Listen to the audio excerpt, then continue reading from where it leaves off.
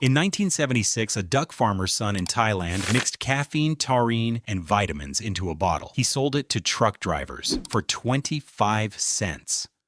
Nobody outside Thailand had ever heard of it. Today, that drink is sold in 175 countries, 12 billion cans every year, $16 billion in annual revenue, more than Monster, more than Rockstar, more than every other energy drink on Earth combined. Its name is Red Bull.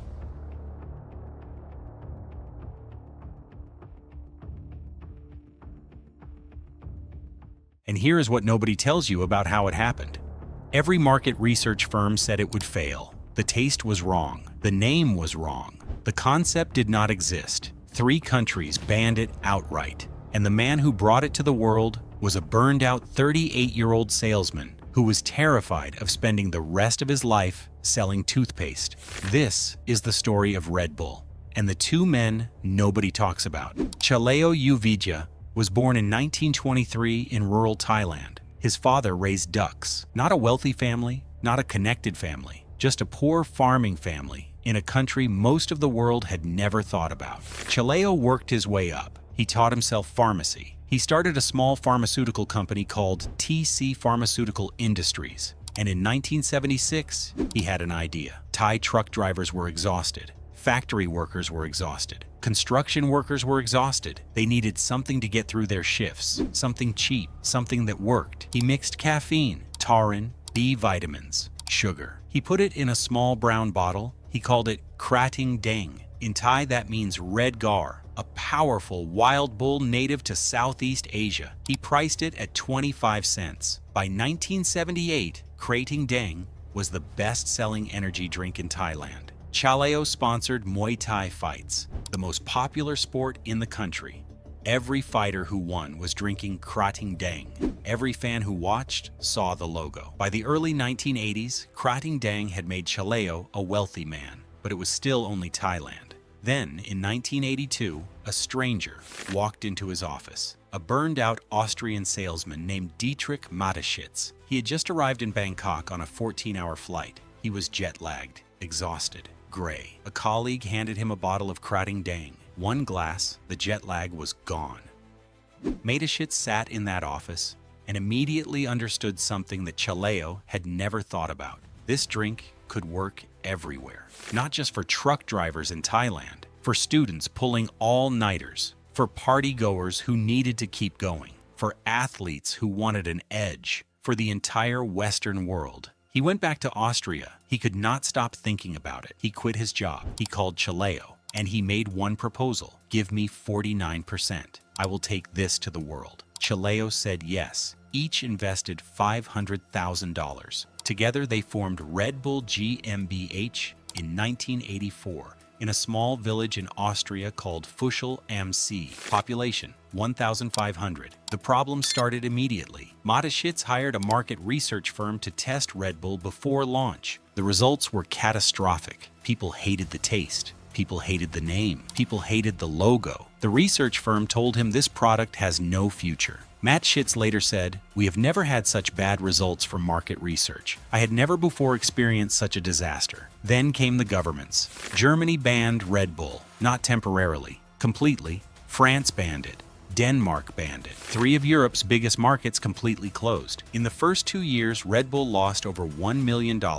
Every signal said stop. Mateschitz did not stop. He had one idea that nobody else saw. The drink did not need to taste good. It needed to work, and it did. Instead of traditional advertising, Mateschitz gave Red Bull away. He hired students to drive around in Mini Coopers with a giant Red Bull can on the roof. They gave free cans to students outside universities, to party-goers outside clubs, to anyone who looked tired. He placed Red Bull in the coolest bars in Austria, not in supermarkets, not in convenience stores, in the places where young people wanted to be seen. He priced it at double the cost of Coca-Cola, not because it cost more to make, because expensive meant premium, and premium meant desirable. Then he connected it to extreme sports, not football, not tennis, cliff diving,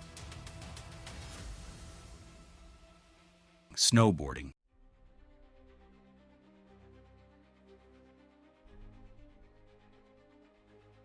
motocross,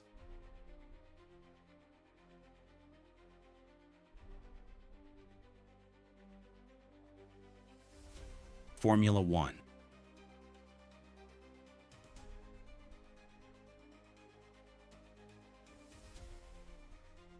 Sports that felt dangerous. Sports that felt alive. Sports that nobody was sponsoring because they were too extreme. Red Bull owned them all. Within 3 years of launch, Red Bull was profitable. It has been profitable every single year since. Red Bull entered the United States in 1997. The same playbook. Give it away first, make it cool, then sell it everywhere.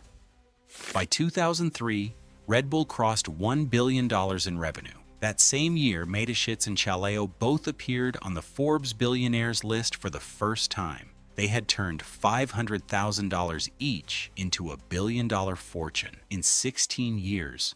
But Mateschitz was not finished. He did not just want to sell a drink, he wanted to own a world. In 2005, he bought a Formula One team, Red Bull Racing. Everyone laughed. A drinks company in Formula One? 4 world championships later, nobody was laughing. He bought football clubs, RB Leipzig in Germany, Red Bull Salzburg in Austria, New York Red Bulls in America. He built Hangar 7, a private museum at Salzburg Airport housing vintage aircraft Formula One cars and a Michelin-starred restaurant. He launched Red Bull Media House, producing documentaries, films, and content watched by hundreds of millions of people. Red Bull was no longer a drink. It was a media empire, a sports empire, a lifestyle empire, built on a 25-cent bottle sold to Thai truck drivers in 1976. Dietrich Mateschitz died in October 2022. He was 78 years old. He never married. He rarely gave interviews. He once bought a magazine specifically to make sure he would never appear in it. His estate was worth $25 billion. Chaleo had died 10 years earlier in 2012. At the time, he was Thailand's third richest person, worth $5 billion. 2 men, 1 drink, 1 idea neither of them could let go of.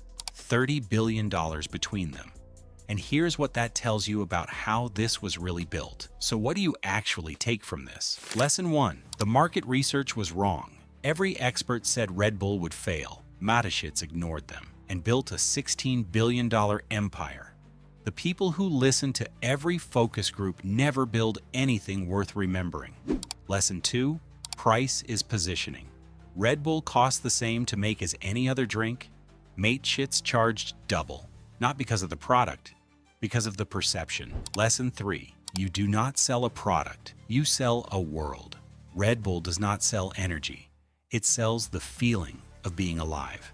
F1 teams, football clubs, documentaries, extreme sports. Everything Red Bull touches says one thing. This is for people who refuse to slow down. A duck farmer's son, a burned-out toothpaste salesman, $30 billion. 1 drink, 1 idea, 1 world nobody saw coming.